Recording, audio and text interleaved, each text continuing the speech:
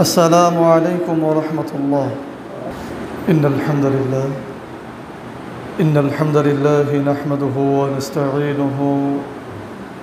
من يهده الله فلا مضل له ومن يضلل فلا هادي له. أشهد أن لا إله إلا الله وحده لا شريك له وأشهد أن محمدًا عبده ورسوله. أما بعد فإن خير الحديث كتاب الله وخير الهدي هدي محمد صلى الله عليه وسلم وشر الأمور محدثاتها وكل بدعة ضلالة وكل ضلالة في النار. মহান আল্লাহ সুবহানাহু ওয়া তাআলার দরবারে শুকরিয়া আদায় করছি। আল্লাহ রব্বুল আলামিন আমাদের সকলকে দুনিয়ার যাবতীয় ব্যস্ততাকে দূরে ঠেলে দিয়ে শয়তানের যাবতীয় তৎপরতা ছিন্ন করে ষড়যন্ত্রকারীদের সকল ষড়যন্ত্রকে উপেক্ষা করে মহান আল্লাহ তাআলার ডাকে সাড়া দিয়ে যথাসময়ে জুমার সালাত আদায় করতে আসার তৌফিক দান করেছেন। এই জন্য সে আল্লাহ তাআলার আলিশান দরবারে শুকরিয়া আদায় করে পড়ছি আলহামদুলিল্লাহ। প্রিয় উপস্থিতি, আমরা আয়াত ভিত্তিক তাফসীর করছিলাম। আজকে আমাদের জুমার আলোচনাতে যে আয়াতগুলো থেকে ব্যাখ্যা বিশ্লেষণ থাকবে তা হচ্ছে সূরা হামিম সাজদা 41 নম্বর সূরার 26 নম্বর আয়াত থেকে নিয়ে শুরু করে 42 নম্বর আয়াত পর্যন্ত আলোচনা করার চেষ্টা করব ইনশাআল্লাহ। এই আলোচনার মধ্যে আমাদের জীবনের জন্য অত্যন্ত গুরুত্বপূর্ণ কিছু নসিহা রয়েছে। আমরা মনোযোগ সহকারে শুনব এবং সেটা আমাদের জীবনে বাস্তবায়ন করার চেষ্টা করব ইনশাআল্লাহ। সব আয়াতগুলি হয়তো বিশ্লেষণ করা সম্ভব হবে না, স্বাভাবিকভাবে আমরা কিছু কথা বলব ইনশাআল্লাহ। আউযু বিল্লাহি মিনাশ শাইতানির রাজীম। বিসমিল্লাহির রহমানির রহিম। আল্লাহ সুবহানাহু ওয়া তাআলা বলছেন, وقال الذين كفروا لا تسمعوا لهذا القرآن والغوا فيه لعلكم تغلبون।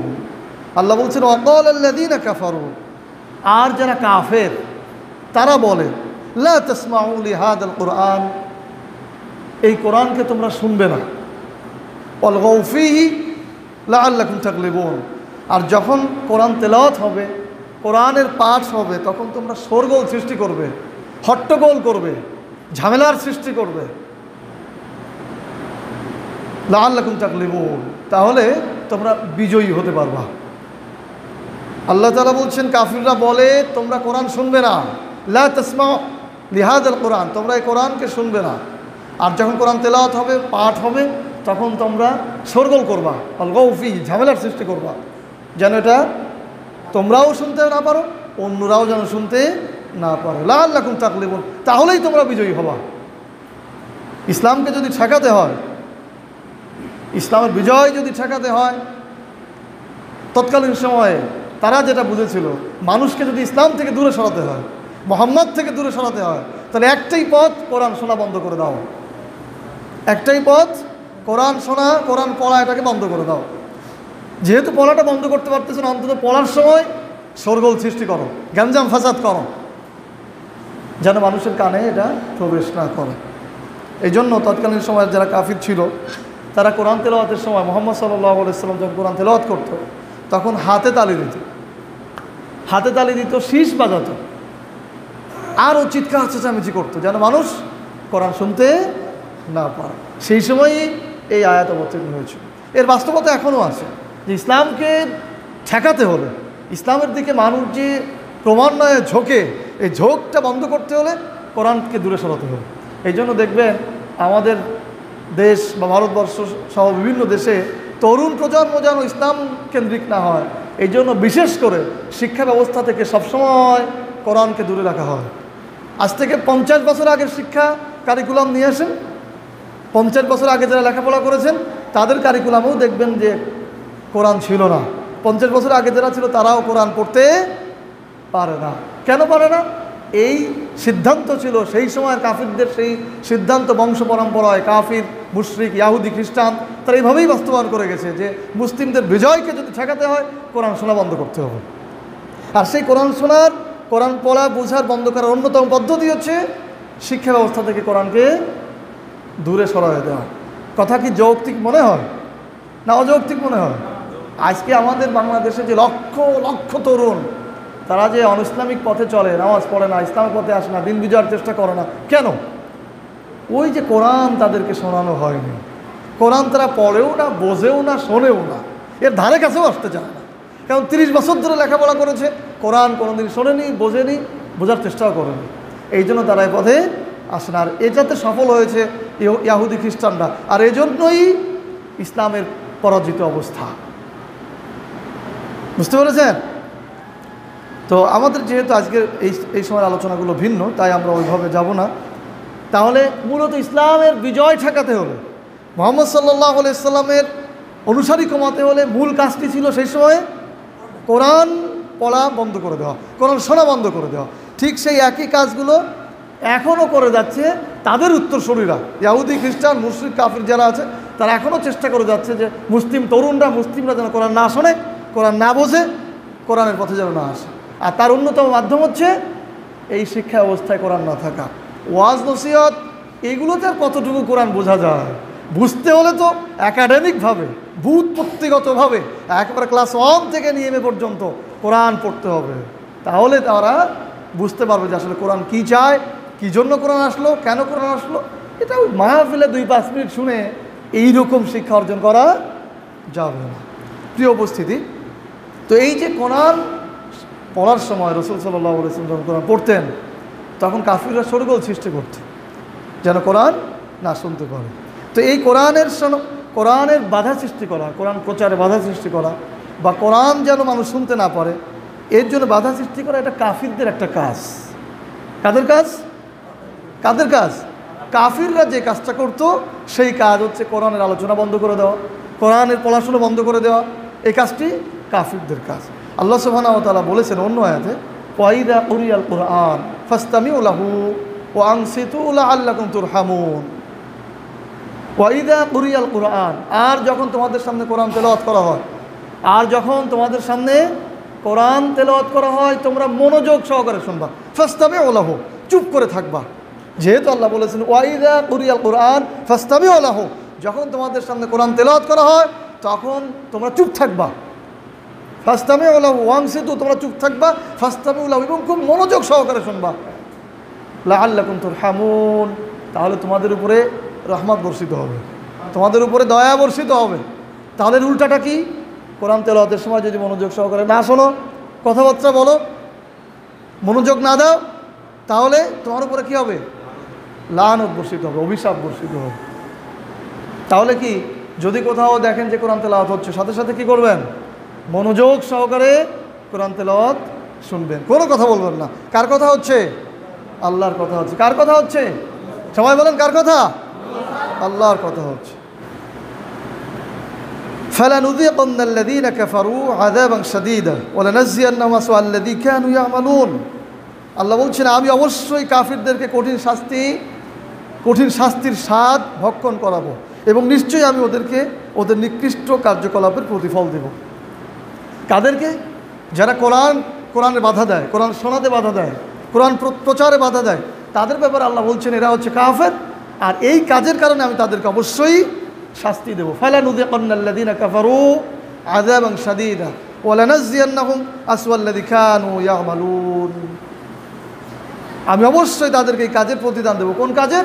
এই যে কোরআন শোনায় তারা বাধা সৃষ্টি করত। তাহলে কোরআন শোনা, পড়া বা শিক্ষা নেওয়া, এর বাধা সৃষ্টি যারা করে তারা মূলত কাফিরদের কাজ করে দেয়, এবং তাদের ব্যাপারে আল্লাহ সুবহানাহু ওয়া তাআলা বলেছেন যে এদেরকে আমি অবশ্যই জাহান্নামের শাস্তি ভোগ করাবো। আল্লাহ তাআলা বলছেন, যালিকা জাযাউ আ'দাইল্লাহিন নার লাহুম ফিহা দারুল খুলদ জাযাআম বিমা কানু বিআয়াতিনা ইয়াজহাদুন। জাহান্নাম, ইহাই তাদের প্রতিফল যারা আল্লাহর শত্রু। এখানে আল্লাহর শত্রু করা, যারা কোরআন শোনায়, পড়ায়, বুঝায়, বাধা দেয়, এরা হচ্ছে কি? আল্লাহর শত্রু। আর এদেরকে উদ্দেশ্য করে আল্লাহ বলছেন লাহুম ফিহা দারুল খুলদ, এরা স্থায়ীভাবে জাহান্নামের মধ্যে থাকবে। জাযাআম বিমা কানু বিআয়াতিনা ইয়াজহাদুন, কারণ তারা আমার আয়াতকে অস্বীকার করেছে। এই জন্য তারা স্থায়ীভাবে জাহান্নামের মধ্যে থাকবে। আর এরা হচ্ছে আল্লাহর শত্রু। তাহলে আল্লাহর শত্রু কারা? যারা কোরআন শোনায়, কোরআন বোঝায়, কোরআন পড়ায়, কোরআনের ব্যবস্থাপনা কায়েম হয়, যারা বাধা সৃষ্টি করে, এরা হচ্ছে কি? আল্লাহর শত্রু। দেখবেন আমাদের দেশে যারা শিক্ষাবিদ আছে, শিক্ষাবিদ ওনারা চিন্তা করেন, সবাই না তবে অধিকাংশ শিক্ষাবিদ এরকম, ওনারা চিন্তা করেন যে এদেশে যদি ইসলাম কায়েম হয়ে যায়, আমরা কি চাই? আমরা ইসলাম কায়েম চাই না কি? আপনারা ইসলাম কায়েম হোক এটা চান না? তো শিক্ষাবিদরা ভাবেন এটা যে ইসলাম যদি এদেশে কায়েম হয়ে যায় তাহলে বাংলাদেশের ডাক্তার, ইঞ্জিনিয়ার, ব্যারিস্টার আর হবে না, সব হুজুর হয়ে যাবে, সবাই শুধু ইমাম হয়ে যাবে। কত বড় অথর্ব, কত বড় বোকা!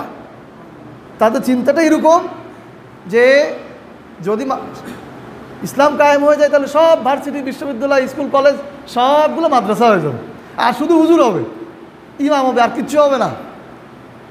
ডাক্তার, ইঞ্জিনিয়ার, ব্যারিস্টার, বৈমানিক, পাইলট কিচ্ছু হবে না, সব হুজুর হবে। এই হচ্ছে তাদের চিন্তাধারা। এই জন্য তারা ঘুরে ফিরে চেষ্টা করে কোনোভাবেই যেন ইসলাম কায়েম না হয়, আর কোনোভাবেই যেন এই শিক্ষা কারিকুলামে কোরআন হাদিস অন্তর্ভুক্ত না হয়। এইটা হচ্ছে তাদের মূল চিন্তা।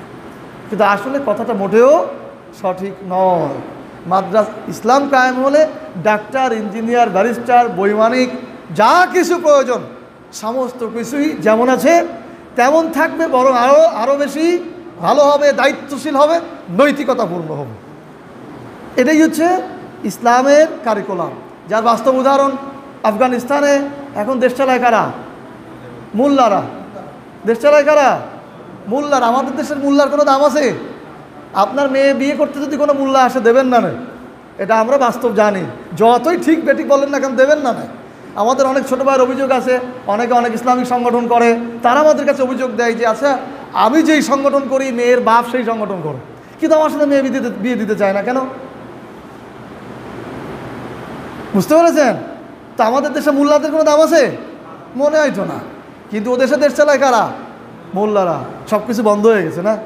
আমাদের দেশে লোক আসতেছে চিকিৎসার জন্য, না পাইলট নিতে আসতেছে, সব ঠিক আছে না? না আগের থেকে ভালো চলে না খারাপ চলে? ভালো চলে।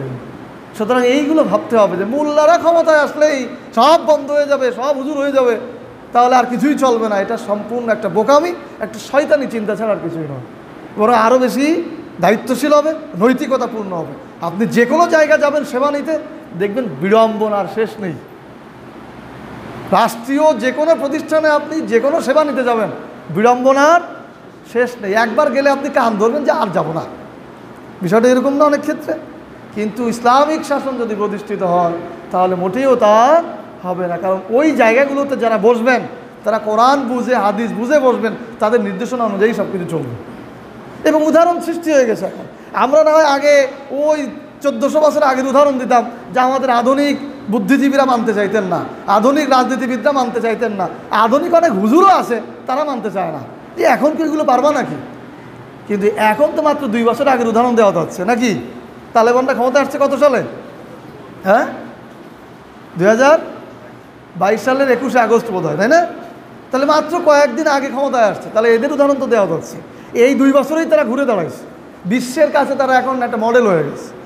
সুতরাং এই ধরনের চিন্তা চেতনা থেকে আমরা যারা আলেম ওলামা আছি আমাদেরও বের হতে হবে, সাধারণ জনগণ আছি তাদেরও বের হয়ে আসতে হবে, আবার যারা বুদ্ধিজীবী আছে তাদেরও কি এখান থেকে বের হতে হবে যে না শুধু মোল্লা তৈরি হবে না, আরও অনেক কিছুই কি তৈরি হবে। তো আমি এই কথাগুলো যে জন্য বললাম যে মূলত কোরআন শোনায় বাধা প্রদান করাটাই হচ্ছে কাফিরদের কাজ। আল্লাহ তাআলা বলছেন লা তাসমাউ লিহাদাল কোরআন, তারা বলে তোমরা এই কোরআন শোনো না, বরং এই কোরআন আবৃত্তিকালে তোমরা কি করো? শোরগোল সৃষ্টি করো। তাদের শাস্তির কথা আল্লাহ তাআলা বলছেন। প্রিয় উপস্থিতি, এবার আমরা বলবো, আল্লাহ বলছেন ওয়াকাল আল্লাযীনা কাফারু রব্বানা আরিনাল লাযাইনি আদাল্লানা মিনাল জিন্নি ওয়াল ইনস নাজআলহুমা তাহতা আকদামিনা লিয়াকুনা মিনাল আসফালিন। এই আয়াতটি মূলত পরকালে কি ঘটবে সে কথা আল্লাহ বলছেন। আল্লাহ বলছেন ওয়াকাল আল্লাযীনা কাফারু, এই সকল কাফিররা হাসরের মাঠে বলবে। কোন সকল কাফিররা?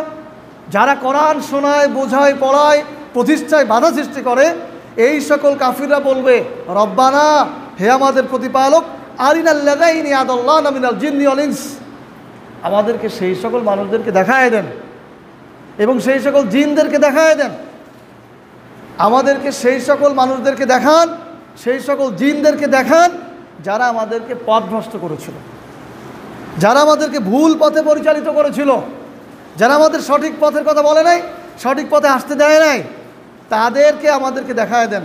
না জালহুমা তাহতা আকদামিনা লিয়াকুনা মিনাল আসফালিন, আমরা তাদেরকে পদদলিত করে, অর্থাৎ এই হাসরের মাঠে পায়ের নিচে ফেলে আমরা জাহান্নামে যেতে চাই।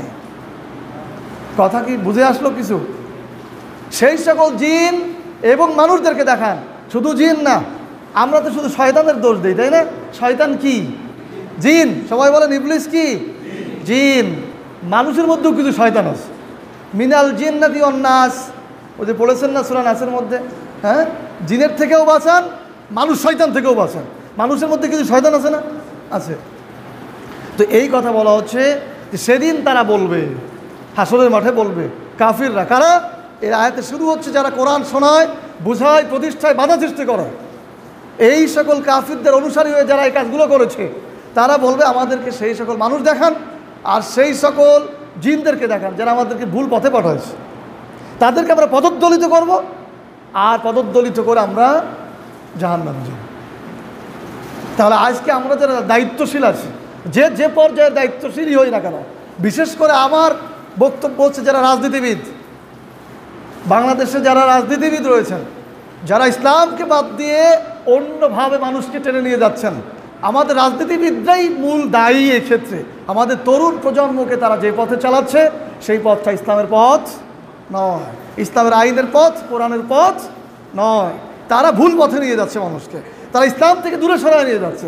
তারা বোঝাতে চাচ্ছে ইসলাম মানে শুধু নামাজ পড়ো, আর না পড়লেও কিছু হবে না। তো এই যে আমাদের তরুণ প্রজন্মকে ডাইভার্ট করে নিয়ে যাচ্ছে, ভুল পথে নিয়ে যাচ্ছে, ইসলামিক শাসন বাদ দিয়ে, ইসলামিক খেলাফত বাদ দিয়ে, কোরআনের আইন বাদ দিয়ে, এর জন্য মূলত দায়ী আমাদের দেশের রাজনীতিবিদ। কি মনে হয় আপনাদের কাছে?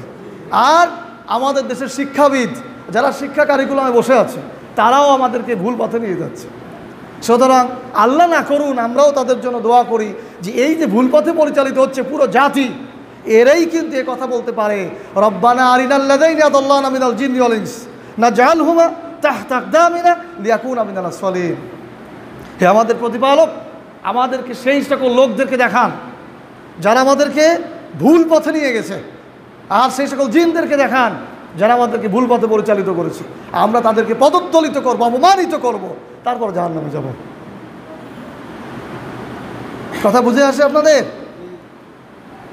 আল্লাহ সুবহানাহু ওয়া তাআলা বলেছেন আল্লাযীনা কাফারু ওয়া সাদ্দু আন সাবিলিল্লাহ জিদনাহুম আযাবান ফাওকাল আযাব। অন্য আয়াতে আল্লাহ বলছেন আল্লাযীনা কাফারু, যারা কুফরি করে, ওয়া সাদ্দু আন সাবিলিল্লাহ, এবং আল্লাহর পথে বাধা দান করে। যারা কুফরি করে, আল্লাযীনা কাফারু, যারা কুফরি করে, ওয়া সাদ্দু আন সাবিলিল্লাহ, আর যারা আল্লাহর পথে বাধা হয়ে দাঁড়ায়, জিদনাহুম আযাবা ফাওকাল আযাব, তাদের আযাবকে আমি বৃদ্ধি করব, শুধু বৃদ্ধি করব, তাদের আযাবকে আমি বৃদ্ধি করব। এখানে একটি বিষয় জরুরি, আল্লাযীনা কাফারু, যারা কুফরি করেছে। কুফরি করা মানে কি? আল্লাহকে অস্বীকার করে, পরকালকে অস্বীকার করে, কোরআনের আয়াতকে অস্বীকার করে, কোরআনের বিধানকে অস্বীকার করে, এগুলোকে কি বলে? কুফরি বলে। এখানে একটা মজার বিষয় হলো, এখানে আল্লাহ তাআলা দুই ধরনের কথা বলেছেন, আল্লাযীনা কাফারু ওয়া সাদ্দু আন সাবিলিল্লাহ। যারা আরবি বোঝেন, এই অ শব্দটা মূলত ও অথবা এবং এই অর্থে ব্যবহৃত হয়। এখানে আল্লাহ তাআলা এই কথা দিয়ে, অও দিয়ে দুইটা বাক্যকে আলাদা করেছেন। আল্লাযীনা কাফারু, তার মানে যারা কুফরি করে, এরা এক শ্রেণীর, ওয়া সাদ্দু আন সাবিলিল্লাহ, এবং যারা আল্লাহর পথে বাধা দেয়। কয় শ্রেণীর হলো তাহলে? বলেন কয় শ্রেণীর হলো? এক হচ্ছে যারা কুফরি করেছে, ওয়া সাদ্দু আন সাবিলিল্লাহ, আর যারা আল্লাহর পথে বাধা দিয়েছে। এই দুই শ্রেণীর আযাবকে আমি বৃদ্ধি করতে থাকব। আপনাদেরকে বুঝাইছি সাবিলিল্লাহ মানে, ফি সাবিলিল্লাহ মানে কি? আল্লাহর পথ। আমরা সাধারণ না মনে করি দান সদকা হচ্ছে ফি সাবিলিল্লাহর পথ। কী ব্যাপার, আপনার ছাগলটা কি করেছেন? ওই ফি সাবিলিল্লাহ দিয়ে দিছি, বিষয়টা এরকম না? আচ্ছা, গরুটা মরে যাচ্ছে, আচ্ছা এটা যদি বেঁচে থাকে তাহলে ফি সাবিলিল্লাহর পথে দিয়ে দেবো, এরকম বলে কি না কথা? কি বলে বলে আসলে ফি সাবিলিল্লাহর এটি একটা নকল অর্থ। এটি মূলত ফি সাবিলিল্লাহ নয়, বরং আল্লাহ তাআলা কোরআনে যতবার ফি সাবিলিল্লাহর কথা বলেছেন ততবার ইসলাম বিজয়ের কথা বলেছেন, ততবার জিহাদের কথা বলেছেন, ততবার ইসলাম প্রতিষ্ঠার কথা বলেছেন। তুজাহিদুনা ফি সাবিলিল্লাহ, আল্লাহর দ্বীন, আল্লাহর পথ প্রতিষ্ঠা করার জন্য সংগ্রাম করো। সুতরাং ফি সাবিলিল্লাহ মানে মরা ছাগল আর মরা মোরগ মসজিদে দেব, মাদ্রাসায় দেব, এইটা কিন্তু ফি সাবিলিল্লাহ নয়। মুসলিম জাতির কাছে খুব পরিষ্কার হতে হবে, ফি সাবিলিল্লাহ মানে আল্লাহর দ্বীন বিজয়ের পথ, আল্লাহর পথ, আল্লাহর আইনের পথ, আল্লাহর বিধানের পথ, ইসলামের পথ, ইসলাম বিজয়ের পথ, এটাকে কি বলে? ফি সাবিলিল্লাহর পথ। তাহলে এই পথে যারা বাধা দেয় সেই পথটা কেমন? মনে করেন এই যে আমাদের মসজিদের পাশের রাস্তা, এই রাস্তার মাথায় 500 তরুণ দাঁড়িয়েছে যে আমরা ইসলাম প্রতিষ্ঠা করতে চাই, আমরা ইসলাম প্রতিষ্ঠার কাজ করতে চাই, কোরআনের আইন যেন রাষ্ট্রীয়ভাবে বাস্তবায়ন হয় এইটা আমরা করতে চাই। এরকম 500 তরুণ পাশে দাঁড়িয়েছে, আর এ পাশেও আরও 500 তরুণ বা আরও অনেকে দাঁড়িয়ে গেছে। না, তোমাদেরকে আমরা এই মিশন নিয়ে, এই ভিশন নিয়ে, এই চিন্তা চেতনা নিয়ে সামনে আগাতে দেব না। তাহলে ওরাই হচ্ছে এই অসাধ্য আন সাবিলিল্লাহর পথে, অর্থাৎ আল্লাহর পথে বাধা দানকারী, যারা এদেশে বা বিশ্বের কোনো জায়গাতে আল্লাহর দ্বীনকে বিজয়ের ক্ষেত্রে যদি বাধা প্রদান করে, আল্লাহর আইন প্রতিষ্ঠার ক্ষেত্রে যদি বাধা প্রদান করে, আল্লাহর রসুলের আদর্শ প্রতিষ্ঠার ক্ষেত্রে যদি বাধা প্রদান করে, তারাই হচ্ছে অসাধ্য আন সাবিলিল্লাহ, আল্লাহর পথে বাধা দানকারী। আর এদের ব্যাপারে আল্লাহ বলেছেন জিদনাহুম আযাবান ফাওকাল আযাব, আমি তাদের আযাবকে বৃদ্ধি করতে থাকব। আজকে আমাদের দেশে অসংখ্য মুসলিম রয়েছে যারা দুনিয়াবি কারণে, রাজনীতির কারণে তারা এই আল্লাহর পথে বাধা হয়ে দাঁড়ায় আছে, ঠিক না বেঠিক? এই জন্য আল্লাহ কত সুন্দর একজন ব্যাকরণিক, দেখেছেন? এখানে যদি কথাটা এরকম হতো আল্লাযীনা কাফারু সাদ্দু আন সাবিলিল্লাহ, আচ্ছা আপনারা ভুল ধরতে পারতেন? এখানে কোনো ভুল ছিল? যদি বলা হতো যারা কাফের আর তারাই আল্লাহর পথে বাধা দান করে, কিন্তু কথাটা কিন্তু তা না। আল্লাহ বলেছেন আল্লাযীনা কাফারু ওয়া সাদ্দু আন সাবিলিল্লাহ, যারা কাফের এবং যারা আল্লাহর পথে বাধা দেয়। তার মানে আল্লাহ তাআলা জানেন শুধু কাফিররাই আল্লাহর পথে বাধা হয়ে দাঁড়াবে না, শুধু কাফিররাই আল্লাহর পথে বাধা হয়ে দাঁড়াবে না, বরং মুসলিম নামধারী কিছু মুনাফিক, মুসলিম নামধারী কিছু অথর্ব, এরাও আল্লাহর পথে বাধা হয়ে দাঁড়াবে। এই জন্য আল্লাহ সুবহানাহু ওয়া তাআলা এ কথাও কি সাথে বলেছেন। প্রিয় উপস্থিতি, একটি বিষয় না বললেই নয়, আমরা আসলে অপ্রাসঙ্গিক আলোচনা করতে চাই না, কিন্তু কিছু বিষয় জরুরি থেকে যায়। যেমন আমরা বাংলাদেশে 90% মুসলিম বসবাস করি। আমাদের দেশে মুসলিমদের পাশাপাশি অমুসলিমদের কাছেও মুহাম্মদ সাল্লাল্লাহু আলাইহি ওয়াসাল্লাম একজন প্রিয় মানুষ, একজন শ্রেষ্ঠ মানুষ। তার ব্যাপারে আল্লাহ তাআলা অসংখ্য আয়াত অবতীর্ণ করেছেন, তার স্ত্রীদের ব্যাপারে আল্লাহ তাআলা আয়াত অবতীর্ণ করেছেন। তার ব্যাপারে আল্লাহ তাআলা বলেছেন ওয়াইন্নাকা লাআলা খুলুকিন আযীম, নিশ্চয়ই তোমার চরিত্র হচ্ছে শ্রেষ্ঠ পর্যায়ের চরিত্র। কার চরিত্র? রাসূল সাল্লাল্লাহু আলাইহি ওয়াসাল্লাম, মুহাম্মদ সাল্লাল্লাহু আলাইহি ওয়াসাল্লামের চরিত্র কি? শ্রেষ্ঠ চরিত্র। আল্লাহ তাআলা ঘোষণা দিয়েছেন। কার ঘোষণা? সবাই বলেন, কার ঘোষণা? আল্লাহর ঘোষণা। আর কারো চরিত্রের ব্যাপারে এরকম কথা বলা হয়নি। মরিয়ম আলাইহিস সালামের ব্যাপারে বলা হয়েছে সেটা পবিত্রতার অন্য এক ঘটনা, কিন্তু আল্লাহ রাসূলের ব্যাপারে বলা হয়েছে ওয়াইন্নাকা লাআলা খুলুকিন আযীম, অনেক উচ্চ চরিত্র তোমার, আল্লাহ বলেছেন। সুবহানাল্লাহ। এবং মানুষদেরকে বলেছেন লাকাদ কানা লাকুম ফি রাসূলিল্লাহি উসওয়াতুন হাসানাহ লিমান কানা ইয়ারজু লিকা আল্লাহ, যারা হাসরের মাঠে আল্লাহর সামনে দাঁড়ানোর সাক্ষাৎ কামনা করে, আল্লাহর সামনে দাঁড়ানো কামনা করে, তাদের জন্য আদর্শ রয়েছে, চরিত্র রয়েছে মুহাম্মদ সাল্লাল্লাহু আলাইহি ওয়াসাল্লামের মধ্যে। সুতরাং পৃথিবীতে যদি কোনো ভালো মানুষ থেকে থাকে, কাউকে যদি অনুসরণ করার মতো হয়, কারো পথ যদি অনুসরণ করতে হয়, কারো কথা, কারো কাজ, কারো আদর্শ যদি গ্রহণ করে সামনে আগাতে হয়, তাহলে একজনই হচ্ছেন কে? মুহাম্মদ সাল্লাল্লাহু আলাইহি ওয়াসাল্লাম। দুঃখজনক হলো যে আমরা এদেশটা তো অমুসলিম দেশ না, এদেশটা কি সাংবিধানিকভাবেও কিন্তু মুসলিম দেশ হিসাবে স্বীকৃত, ইসলামিক দেশ না হলেও মুসলিম দেশ। আপনাদেরকে বলেছিলাম ইসলামিক দেশ আর মুসলিম দেশের মধ্যে পার্থক্য আছে। যেখানে ইসলামী হুকুমত প্রতিষ্ঠিত রয়েছে সেটা কি ইসলামিক দেশ, আর যেখানে মুসলিমরা বসবাস করে সেটা মুসলিম দেশ। তবুও আমরা তো এখানে মুসলিমরাই বেশি। এখানে এমন কোনো মুসলিম যারা নামাজ কালাম পড়ে মোটামুটি, বা পড়েও না, এরকম মুসলিমকে যদি বলা হয় যে আপনি কি মুহাম্মদ সাল্লাল্লাহু আলাইহি সাল্লামকে ভালোবাসেন, কি বলবে? ভালোবাসেন। এবং আল্লাহ তাআলা ভালোবাসার কথা বলেছেন, কুল ইন কুনতুম তুহিব্বুনাল্লাহ ফাত্তাবিউনি ইউহিব্বুকুমুল্লাহ। যদি আল্লাহ বলছেন হে রাসূল আপনি বলুন, হে রাসূল আপনি বলুন, যদি তোমরা আল্লাহর ভালোবাসা চাও, যদি তোমরা আল্লাহর ভালোবাসা চাও তাহলে আমাকে অনুসরণ করো। এই আমাকে মানে কাকে? মুহাম্মদ সাল্লাল্লাহু আলাইহি সাল্লামকে অনুসরণ করো, ইত্তেবা করো। ইত্তেবার ব্যাখ্যা মানে হচ্ছে একটা গাভী যখন বাচ্চা জন্ম দেয়, গাভী বাচ্চা জন্ম দেওয়ার পরে গাভী যেদিক দিয়ে যেভাবে হেঁটে যায়, গাভীর বাচ্চাও ঠিক সেদিক দিয়ে সেভাবে হেঁটে যায়। এটাকে বলে অনুসরণ করা, ইত্তেবা। এইটা হচ্ছে অনুসরণ। তো এরকম অনুসরণ করতে বলা হয়েছে। সেখানে দুঃখজনক হলো আমাদের এই বাংলাদেশে প্রায় দিন যায়, 2 মাস 6 মাস যায়, আর এক একজন মুসলিম নামধারী কিছু অথর্ব লোক তারা মুহাম্মদ সাল্লাল্লাহু আলাইহি সাল্লামকে নিয়ে বিভিন্ন রকম মন্তব্য শুরু করে এবং এটা প্রকাশ্যে করে। এইটা আমাদের মতো দেশের জন্য এটা লজ্জাস্কর, লজ্জাজনক, যেখানে 90% মুসলিম বসবাস করে। এখানে যদি কেউ ফাতোয়া নিয়ে আসে, যেহেতু ইসলামিক দেশ না, সুতরাং তার শাস্তি কার্যকর করা যাবে না, আমি বা এখানে মুসলিমরা অধিকাংশ বসবাস করে তার ফাতোয়া কার্যকর করতে হবে, এই বিষয়ে আমি কিছু বলতে চাই না। তবে শরীয়তের সিস্টেম হলো, শরীয়তের নিয়ম হচ্ছে যে কোনো ভূখণ্ডে যদি কোনো মুসলিম মুহাম্মদ সাল্লাল্লাহু আলাইহি সাল্লামকে নিয়ে কটাক্ষ করে তাহলে সে মুরতাদ হয়ে যাবে। সে কি হবে? মুরতাদ হয়ে যাবে, সে ইসলাম থেকে বের হয়ে যাবে, সে আর মুসলিম নয়। আর শরীয়তের মুরতাদের শাস্তি হলে কোনো ইমামের অভিমত হচ্ছে তাকে 3 দিন পর্যন্ত বেঁধে রাখতে হবে। আমি একটু সহজটাই না হয় বললাম, 3 দিন পর্যন্ত বেঁধে রাখতে হবে। তারপর যদি সে তওবা করে ফিরে আসে তাহলে তাকে ছেড়ে দিতে হবে। আর কোনো মুস্তাহিদ ইমামের ফাতোয়া আছে তওবা করলেও তার শাস্তি হবে কি? মৃত্যুদণ্ড। মুহাম্মদ সাল্লাল্লাহু আলাইহি সাল্লামকে নিয়ে কটাক্ষ করা মানে সে পুরো ইসলামকে কটাক্ষ করেছে, আল্লাহ রাব্বুল আলামিনের বিধানকে সে কটাক্ষ করেছে।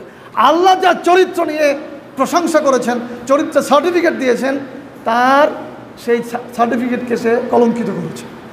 তো দুঃখজনক হচ্ছে আজকে আমরা এতটাই অথর্ব হয়ে গেছি যে ব্যাপারে আমাদের কোনো চিন্তা ভাবনা আসলে কাজ করে না। তো যেটা বলবো যে বাংলাদেশে যে শাসনেই চলুক না কেন, এ বিষয়ে আজকে নয় আমি নাই বললাম, যেই বিধানেই দেশ চলুক না কেন, কিন্তু এ দেশের সংবিধানে এখনও লেখা আছে বিসমিল্লাহির রহমানির রহিম, নাকি নেই?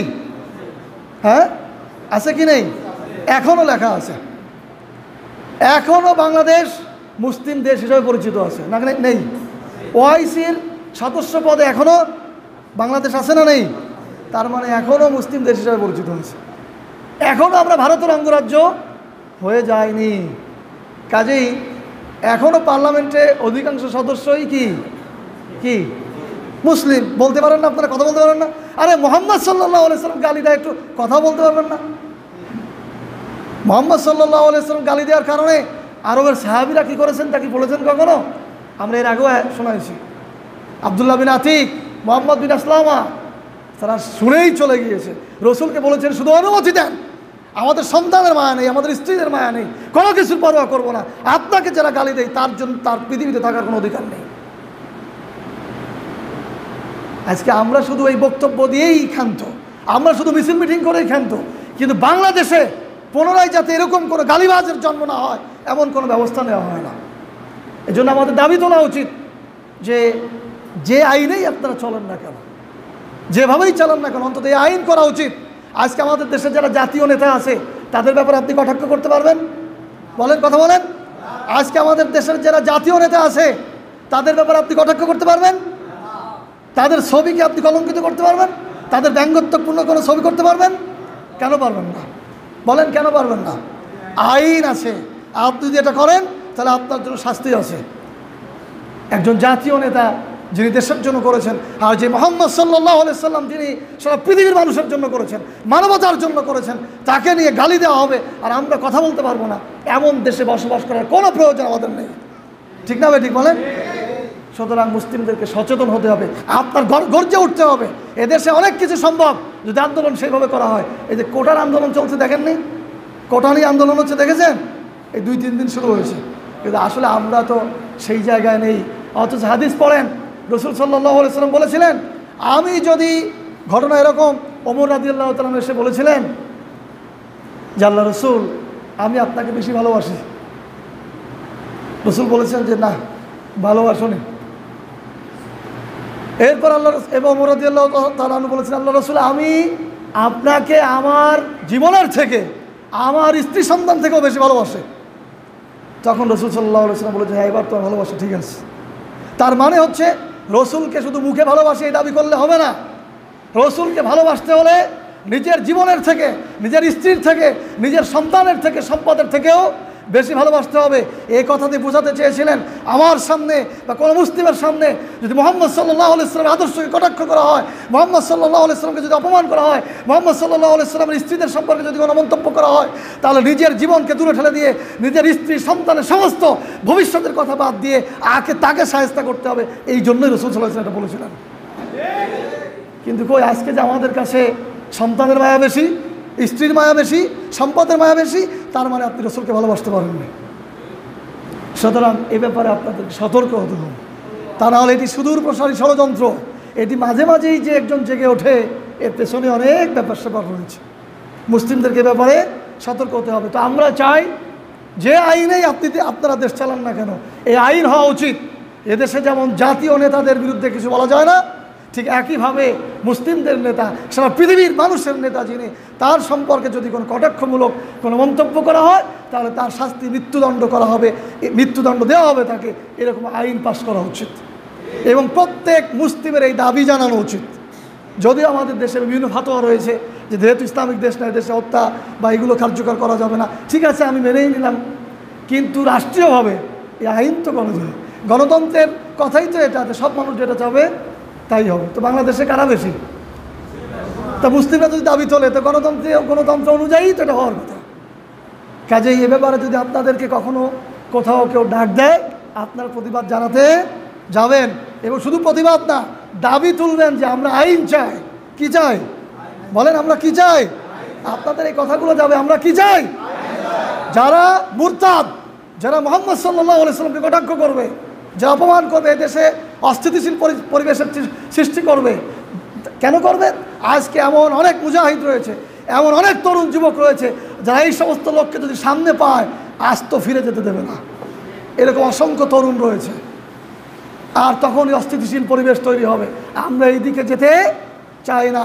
সুতরাং আইন করা হোক, যারা মুহাম্মদ সাল্লাল্লাহু আলাইহি ওয়াসাল্লামকে গালি দিবে তাদের শাস্তি হবে মৃত্যুদণ্ড। এরকম আইন করেন, দেখবেন এদেশের থেকে গালি চলে যাবে। আর অন্যথায় এভাবেই যদি চলতে থাকে তাহলে একসময় পরিস্থিতি পাল্টে যাবে।